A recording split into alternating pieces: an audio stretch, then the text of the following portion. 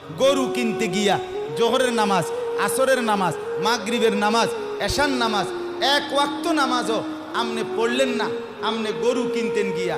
আবার কোরবানির দিন আড্ডি কোবাইতেন গিয়া আমনে জোহরও পড়লেন না, আসরও পড়লেন না, মাগরিবও পড়লেন না। আমনে যদি এরপরে আইসা এই মাইক দিয়েও কন আমি আল্লাহর জন্য কোরবানি দিছি, আমরা বুঝছি না কেন? আমরা সিরিয়া খাই, আমরা সিরিয়া খাই। হ্যাঁ, আমরা অনন্য ভাত খাইছি, এই মাত্র ভাত খাইছি, আগে তো খাইছি, আজকেও তো বেশিক্ষণ হয়েছে না ভাত খাইছি।